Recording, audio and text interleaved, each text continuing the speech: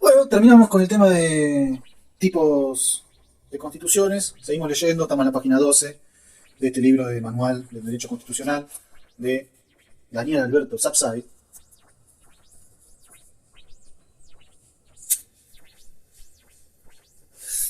Ahí está viendo Jesús, un amigo. Voy a aprovechar un ratito a ver si puedo llegar a leer algo. Dos, tres paginitas. ¿Sí? El apartado que vamos a leer ahora es constitucionalismo clásico y constitucionalismo social. Constitucionalismo clásico y constitucionalismo social. El constitucionalismo, desde sus inicios en el siglo XVIII hasta nuestros días, ha sufrido una importante evolución. En su transcurso es posible observar distintas etapas que se ven caracterizadas por nuevos contenidos que se agregan a los ya existentes. Las innovaciones repercuten en lo que...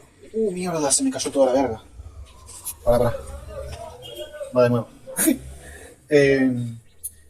Hay constitucionalismo clásico y constitucionalismo social. El constitucionalismo, desde sus inicios en el siglo XVIII hasta nuestros días, ha sufrido una importante evolución.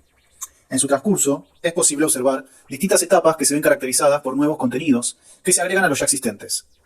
Las innovaciones repercuten fundamentalmente en el acrecentamiento de los derechos y garantías, en lo que hace a la parte dogmática.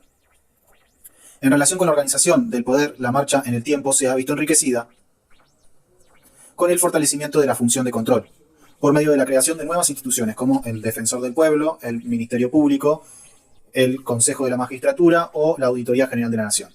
Ok.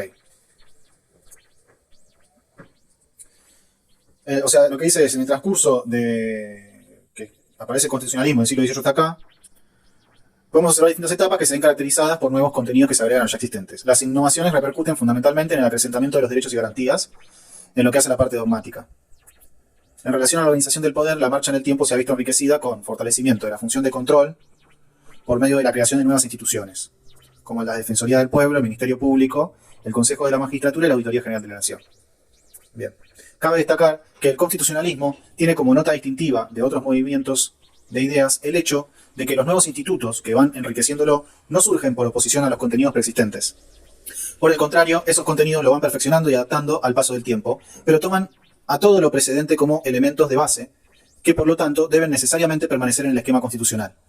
En realidad, los nuevos institutos persiguen idénticos objetivos, esto es, de manera fundamental, asegurar que el gobierno sea limitado y enriquecer la esfera de libertades de las personas. Quiroga Lavie recuerda, refiriéndose a la marcha del constitucionalismo, que en su devenir se advierten diversas etapas o estadios que conforman una verdadera evolución que, sin perjuicio de su crisis o interrupciones, permitieron el tránsito del llamado constitucionalismo clásico o liberal burgués al social. Ok. Dice que Quiroga Lavie recuerda, refiriéndose a la marcha del constitucionalismo, que en su devenir se advierten diversas etapas o estadios que conforman una verdadera evolución, que sin perjuicio de su crisis o interrupciones permitieron el tránsito del llamado constitucionalismo clásico o liberal burgués al social, al constitucionalismo social. Está el clásico y el social. El constitucionalismo clásico es la etapa fundadora en la que se desarrollan todos sus contenidos fundamentales a los que se ha hecho referencia. Cabe señalar que este periodo se ve caracterizado por una meta básica, que es la limitación de poder. Ello se debe cumplir a partir del origen electivo de los gobernadores, quienes ejercen su autoridad con carácter temporal, es decir, por un periodo previamente establecido. Su actividad debe estar adecuada a los postulados contenidos en normas jurídicas, principio de legalidad, en el marco de la democracia representativa y dentro de una cultura política dominada por la idea de la racionalización del poder. En esa misma dirección, la Constitución, norma suprema, debe definir las instituciones gobernantes, en las cuestiones relacionadas fundamentalmente con las condiciones de acceso a la titularidad de las mismas y al tiempo de la permanencia en el ejercicio de estas, a sus ámbitos de competencia, facultades, potestades, a las relaciones que se establecen entre sí, esto es lo relacionado con el control recíproco, que es la clave que se funda en que se funda el principio de separación de poderes. Asimismo, el poder estatal es solo un medio para la plena satisfacción de los derechos y libertades de las personas que integran la comunidad, y por lo tanto para posibilitar la mayor satisfacción de sus necesidades y el pleno desarrollo económico, social y cultural de la colectividad. Por lo tanto, la organización del poder tiene una finalidad claramente personalista, todo lo contrario a una concepción transpersonalista en la que el ejercicio del poder es considerado como una finalidad en sí misma, supraindividual, ideología que, bajo diferentes justificaciones, se encuentran en la base de sustentación de todos los sistemas autocráticos. El constitucionalismo social constituye una etapa ulterior que aporta una nueva categoría de derechos conocidos como de segunda generación, que son los sociales, mientras que los de la primera son los individuales. Este periodo da nacimiento a las denominadas democracias sociales y se traduce desde la estructura de las constituciones en la incorporación a sus textos de cláusulas de tipo económico, social y cultural. El contenido de las mismas se va fortaleciendo a lo largo de un periodo que se inicia en el primer cuarto del siglo XX y que se ve acrecentado a partir de la Segunda Posguerra Mundial. En el capítulo 8 abordamos la relación existente entre las diferentes etapas del constitucionalismo y la aparición de nuevas categorías de derechos entre los contenidos constitucionales. Yo no sé por qué no usan números normales en vez de usar los números romanos, no porque no me lo sepa, pero estoy leyendo y de repente tengo que leer un número romano y me estabiliza. De todas maneras, el constitucionalismo social no niega elemento alguno del constitucionalismo clásico, por el contrario, lo toma como una suerte de base de sustentación a partir de la cual desarrolla nuevos tópicos. El fenómeno podríamos expresarlo de la siguiente manera. La aparición de esta nueva fase del constitucionalismo importa una evolución por adición y no por sustracción. En tal sentido, esta es la nota distintiva de todo paso adelante que va dando el constitucionalismo. En realidad, como ya ha quedado dicho, y nos interesa reforzar, cada uno de ellos importa un acrecentamiento de las notas que caracterizan al movimiento desde su nacimiento. La incorporación de lo social llevará de a poco tanto al nacimiento de una nueva categoría de derechos, fundamentalmente los atinentes a las esferas de lo laboral y de la seguridad social, como también la concesión de un nuevo papel para el Estado, una relación diferente entre derecho y economía. Todo ello como corolario de lo ocurrido, como resultado del industrialismo y de sus consecuencias, que produce realidades que eran totalmente desconocidas en el siglo XVIII y principios del XIX. Es así como surge la necesidad imperiosa de proteger a determinados grupos vulnerables por su condición social, franja etaria, niños, ancianos, género, consideración de la maternidad, posición desventajosa, discapacidad, entre otras situaciones que requieren de una asistencia particular, solo destinada a esos sectores, a diferencia de lo que ocurre en el terreno de los derechos individuales, que son conferidos a todas las personas por igual.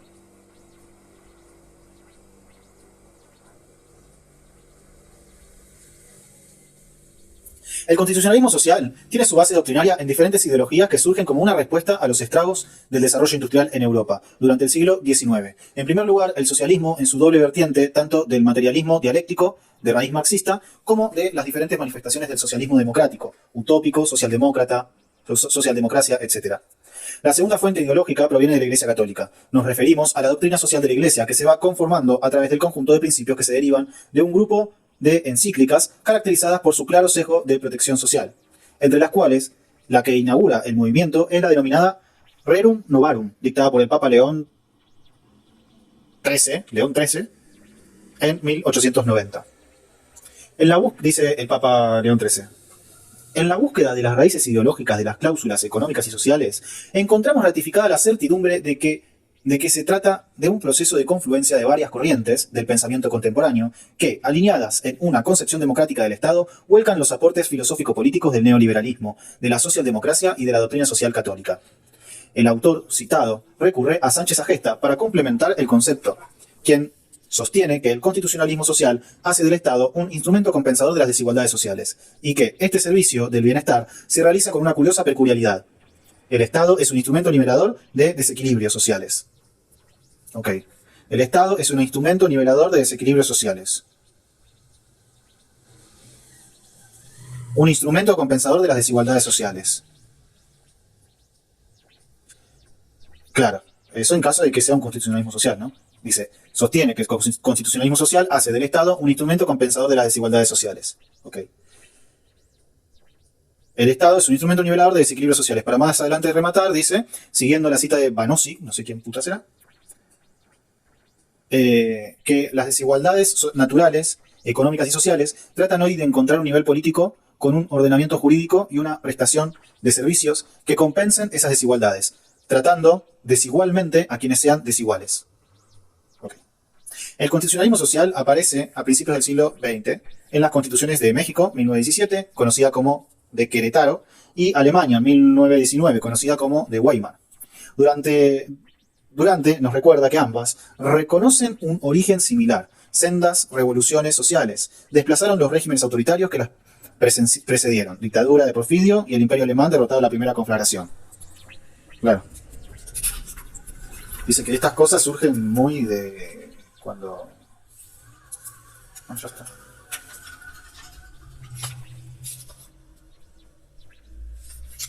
Bien.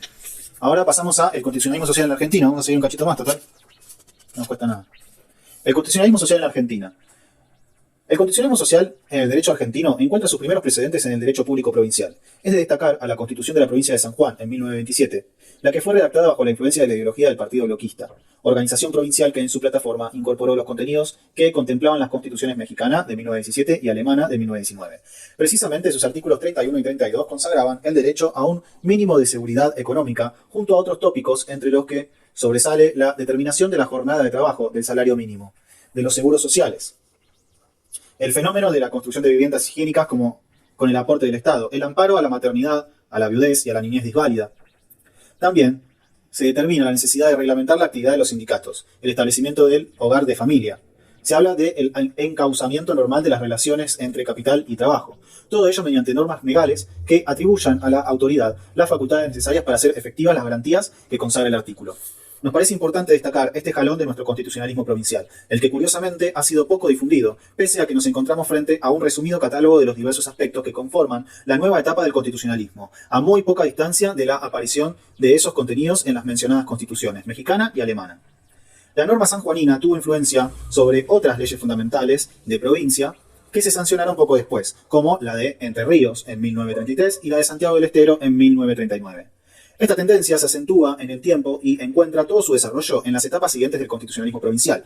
Primero con la nación de las constituciones de las nuevas provincias en la década del 50 y más adelante con las reformas que acaecen en las constituciones modificadas de la mayoría de las provincias, a partir de 1986, luego de la transición democrática iniciada en 1983.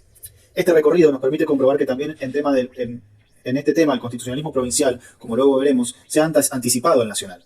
Ocurrió algo semejante con tópicos tan trascendentes como la autonomía municipal, la incorporación de las formas semidirectas de la democracia, la introducción de nuevos órganos como por ejemplo el Defensor del Pueblo o el Consejo de la Magistratura, entre otros institutos, que han sido resultado de la evolución del derecho constitucional.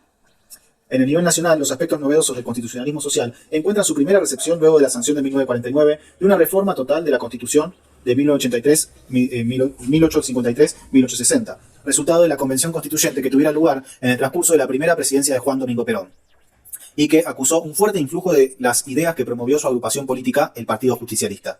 El artífice de su redacción fue el jurista Arturo Sampay. Ah, parecido a Sapsay. Parecidos. Tenemos una coincidencia acá con el señor Gorila. Quien no solo impulsó la incorporación de nuevos derechos, sino también un rol diferente del Estado en la economía y en el manejo de los recursos naturales y de los servicios públicos. Además, se produjeron importantes modificaciones que repercutieron sobre la competencia del Ejecutivo, reforzado por institutos de emergencia, y en el funcionamiento del federalismo como producto del reforzamiento de las potestades de la nación, en detrimento de las de las provincias. La reforma de 1994 no aborda la temática social de manera explícita, pues ello le estaba vedado, en razón de la prohibición de modificar la parte dogmática establecida en la ley declaratoria de la necesidad de la reforma. Sin embargo, la decisión de incorporar nuevos derechos y garantías y de agregar otros contenidos doctrinarios a los ya existentes a través del otorgamiento de nuevas atribuciones al Congreso redunda en la determinación de un nuevo perfil institucional en la materia. La cuestión deriva principalmente de la aplicación del techo ideológico, que inspira a nuestra ley fundamental luego de su modificación. Toda constitución encuentra su marco de referencia en diversas expresiones contenidas en distintas partes de su articulado. En lo referente a la nuestra, luego de su sanción, la ideología del constituyente del 53 surgía con claridad, principalmente del preámbulo y de la denominada cláusula del progreso, artículo 75, inciso 18, que ahora después lo vamos a leer, ex artículo 67, inciso 16. A partir de allí se insinuaba el sentido de las acciones a ser tomadas por el Estado. Con posterioridad, nuestra Constitución incorporó en la reforma de 1949 y luego de la derogación de esta, con la sanción del artículo 14 bis por la Convención Constituyente de 1957, típicas cláusulas de contenido social que no solo desarrollan el derecho al trabajo, sino que le imponen al legislador claros cometidos tendientes a asegurar al trabajador condiciones dignas de labor, jornada limitada, retribución justa, protección contra el despido arbitrario, organización sindical, derecho a huelga, etc. Esa evolución hacia el constitucionalismo social se consolida con la reforma de 1994, que le asigna jerarquía constitucional a una serie de tratados de derechos humanos, artículo 75, inciso 22, y crea un mecanismo para que otros puedan alcanzar esa jerarquía y por la incorporación de los incisos 19 y 23 al artículo 75 de la Constitución. Este último con claras reminiscencias de la Constitución italiana de 1948. le impone al Congreso el deber de legislar y promover medidas de acción positiva que garanticen la igualdad de oportunidades y de trato, y el pleno goce y ejercicio de los derechos reconocidos por la Constitución y los tratados internacionales. No se trata solamente de consagrar determinados derechos, sino que se le impone a los poderes constituidos el deber de promover medidas para hacerlos accesibles y disponibles a todos. Así lo expresa la segunda parte del artículo 3 de la Constitución italiana. Es un deber de la República promover los obstáculos de orden económico y social que, limitando, de hecho, la libertad y la igualdad de los ciudadanos, impiden el pleno desarrollo de la persona humana y la efectiva participación de todos los trabajadores en la organización política, económica y social del país. El Estado debe implementar medidas de acción directa a fin de posibilitar la igualdad de oportunidades y de trato en el pleno goce de los derechos. Esta nueva impronta del constitucionalismo social se consolida en la reforma constitucional con el deber del Congreso de promover lo conducente al desarrollo humano, al progreso económico con justicia social, a la productividad de la economía nacional, a la generación de empleo, a la formación profesional de los trabajadores, artículo 75, inciso 19. Resumiendo, al Estado le cabe el deber de elegir las acciones conducentes a optimizar los resultados que posibiliten el desarrollo de la persona humana en sociedad y al progreso económico dentro de un marco de equidad. Al respecto, se destaca el artículo 75, inciso 19 y 23. Se trata de cláusulas típicamente programáticas. Su implementación requiere de leyes medidas del Congreso, único responsable en la determinación del momento más propicio para la concreción de las mismas. Todas sus prescripciones se encuentran influidas por un alto grado de contenido ideológico. El inciso 19 tiene una redacción casi idéntica a la ya citada cláusula del progreso, en lo que hace al modo de formular grandes objetivos a ser plasmados en la legislación futura. A nuestro entender, se trataría de una suerte de extensión del inciso anterior. Esta nueva disposición completa a su predecesora a través de una variada serie de postulados que se entroncan en su mayoría con las bases del denominado constitucionalismo social.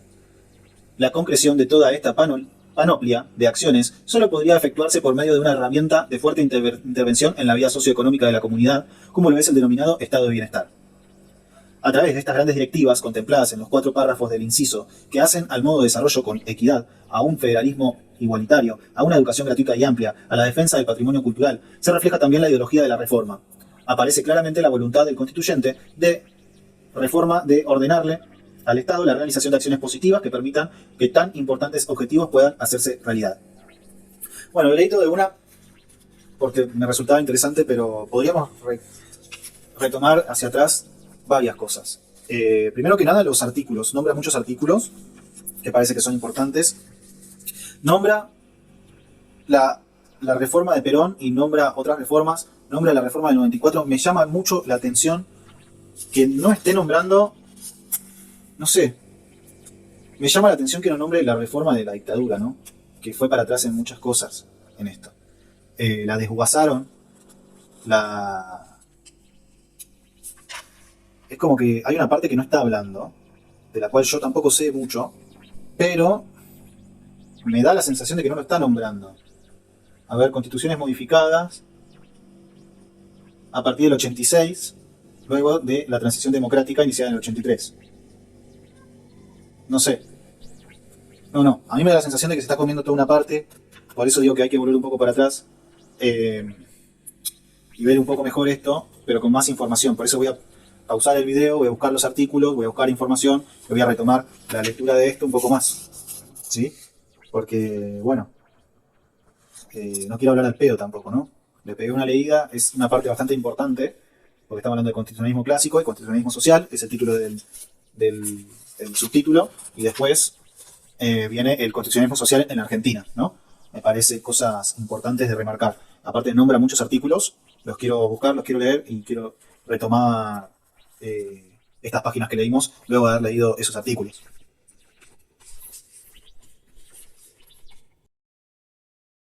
Estuve buscando el tema del constitucionalismo social, estuve buscando los artículos sobre la primera parte que es del constitucionalismo social. No hay muchos artículos para buscar. Sí cita unos que yo no encontré porque dice de la Constitución de San Juan de 1927 y bueno, no lo encontré por ningún lado del artículo 31-32 de esa Constitución. Pero bueno, resumiendo, la primera parte habla sobre el surgimiento del constitucionalismo social, que da nacimiento a las denominadas democracias sociales, que estas se traducen desde la estructura de las constituciones a la incorporación en sus textos cláusulas como del tipo económico, social y cultural. El contenido de las mismas se va fortaleciendo a lo largo de un periodo que se inicia en el primer cuarto del siglo XX, que se va presentando a partir de la Segunda Posguerra Mundial. Lo que en Argentina fue el gobierno de Perón, más o menos, o de Irigoyen anteriormente. O sea, comienza con Irigoyen, sigue con Perón. Esos cambios. Después, bueno, está esto del artículo 31-32 de la Constitución de la Provincia de San Juan de 1927. No los encontré. Encontré los de ahora, pero no dice lo mismo que decía acá. Así que seguramente esos no son. Y después tenemos el artículo 75, inciso 18, el artículo 14 bis y el artículo 75, inciso 22, 19 y 23. Que ya los habíamos leído en el otro video. Pero, bueno, y el 75, el 19 acá de nuevo. Pero lo voy a volver a leer, ¿sí? Así lo reforzamos. Vamos con, primero, el 14 bis y después voy a seguir con todos los del 75, ¿sí?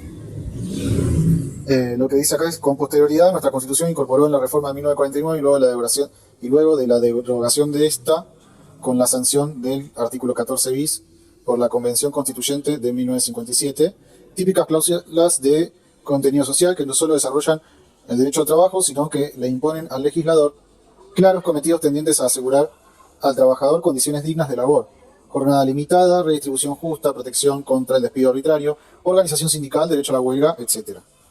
Lo que dice acá es, bueno, hubo una Constitución del 49 que luego fue derogada por una Convención Constituyente en el 57, y que solo sobrevive el artículo 14 bis. Yo me había confundido, pensé que no nombraba esto de la derogación. Reconoce igual Sapsay la Convención Constituyente como algo legítimo. No estoy seguro si ese gobierno era democrático o no, si fue electo. Si fue electo, igualmente fue con la proscripción del principal partido político de la Argentina.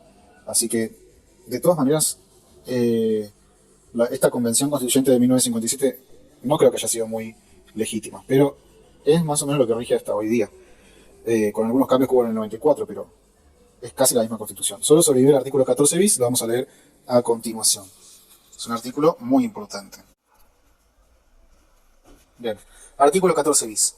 El trabajo en sus diversas formas gozará de la protección de las leyes, las que asegurarán al trabajador condiciones dignas y equitativas de labor, jornada limitada, descanso y vacaciones pagas, retribución justa, salario mínimo vital y móvil, igual remuneración por igual tarea, participación en las ganancias de las empresas, con control de la producción y colaboración en la dirección, protección contra el despido arbitrario, estabilidad del empleado público, organización sindical libre y democrática, reconocida por la simple inscripción en un registro especial. Queda garantizado a los gremios concertar convenios colectivos de trabajo, recurrir a la conciliación y al arbitraje, el derecho a huelga. Los representantes gremiales gozarán de las garantías necesarias para el cumplimiento de su gestión sindical y las relacionadas con la estabilidad de su empleo. El Estado otorgará los beneficios de la seguridad social, que tendrá carácter de integral e irrenunciable. En especial, la ley establecerá el seguro social obligatorio, que estará a cargo de entidades nacionales o provinciales con autonomía financiera y económica, administradas por los interesados con participación del Estado, sin que pueda existir superposición de aportes, jubilaciones y pensiones móviles. La protección integral de la familia, la defensa del bien de familia, la compensación económica familiar y el acceso a una vivienda digna. Bueno, ese es el artículo 14 bis. No es joda, ¿eh? Lo vuelvo a leer.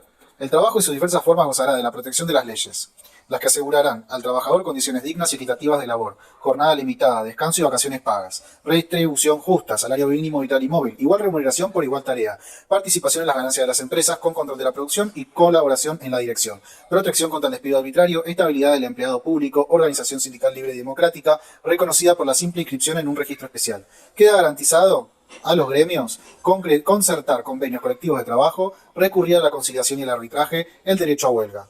Los representantes gremiales gozarán de las garantías necesarias para el cumplimiento de su gestión sindical y las relacionadas con la estabilidad de su empleo. El Estado otorgará los beneficios de la seguridad social, que tendrá carácter de integral e irrenunciable. En especial, la ley establecerá el seguro social obligatorio, que estará a cargo de entidades nacionales o provinciales con autonomía financiera y económica, administrada por los interesados con participación del Estado, sin que pueda existir superposición de aportes, jubilaciones y pensiones móviles. La protección integral de la familia, la defensa del bien de familia, la compensación económica familiar y el acceso a una vivienda digna. Bien.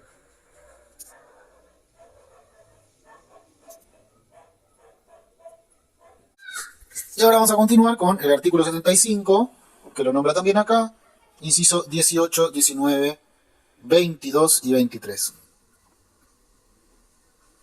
18. Artículo 75, inciso 18.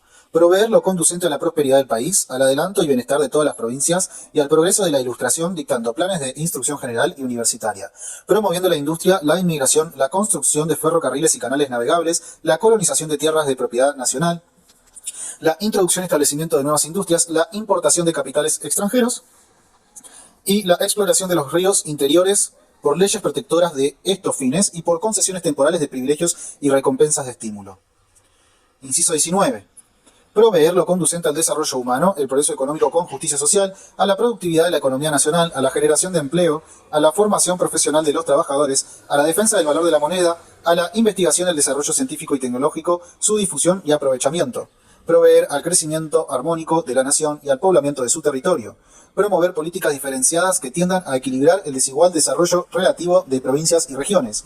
Para estas iniciativas el Senado será Cámara de Origen. Sancionar leyes de organización y de base de la educación que consoliden la unidad nacional respetando las particularidades provinciales y locales, que aseguren la responsabilidad indelegable del Estado, la participación de la familia y la sociedad, la promoción de los valores democráticos y la igualdad de oportunidades y posibilidades sin discriminación alguna y que garanticen los principios de gratuidad y equidad de la educación pública estatal y la autonomía y autarquía de las universidades nacionales. Dictar leyes que protejan la identidad y pluralidad cultural, la libre creación y circulación de las obras del autor, el patrimonio artístico y los espacios culturales y audiovisuales. Ese era el inciso 19. Vamos al 22 y 23. 22. Artículo 75, inciso 22. Aprobar o desechar tratados concluidos con las demás naciones y con las organizaciones internacionales y los concordatos con la Santa Sede. Los tratados y concordatos tienen jerarquía superior a las leyes. La Declaración Americana de los Derechos y Deberes del Hombre, la Declaración Universal de los Derechos Humanos, la Convención Americana sobre Derechos Humanos, el Pacto Internacional de Derechos Económicos, Sociales y Culturales, el Pacto Internacional de Derechos Civiles y Políticos y su protocolo facultativo, la Convención sobre la Prevención y la Sanción del Delito de Genocidio, la Convención Internacional sobre la Eliminación de todas las formas de discriminación racial, la Convención sobre la Eliminación de todas las formas de discriminación contra la mujer, la Convención contra la tortura y otros tratos o penas crueles, inhumanos o degradantes, la Convención sobre los Derechos del Niño en las condiciones de su vigencia, tienen jerarquía constitucional, no derogan artículo alguno de la primera parte de esta Constitución y deben entenderse complementarios de los derechos y garantías por ella reconocidos. Solo podrán ser denunciados, en su caso, por el Poder Ejecutivo Nacional, previa aprobación de las 2/3 partes de la totalidad de los miembros de cada Cámara. Los demás tratados y convenciones sobre derechos humanos, luego de ser aprobados por el Congreso, requerirán del voto de las 2/3 partes de la totalidad de los miembros de cada Cámara para gozar de la jerarquía constitucional. Artículo 75, inciso 23. Legislar y promover medidas de acción positiva que garanticen la igualdad real de oportunidades y de trato, y el pleno goce y ejercicio de los derechos reconocidos por esta Constitución y por los tratados internacionales vigentes sobre derechos humanos, en particular respecto de los niños, las mujeres, los ancianos y las personas con discapacidad. Dictar un régimen de seguridad social especial e integral en protección del niño en situación de desamparo, desde el embarazo hasta la finalización del periodo de enseñanza elemental, y de la madre durante el embarazo y el tiempo de lactancia. Bueno, perfecto. Impecable. Terminamos acá por hoy. Acabamos de leer el artículo 75, incisos 18, 19, 22 y 23. Y cerramos este video en el cual tocamos un poquito el tema de el constitucionalismo social y el constitucionalismo social en Argentina.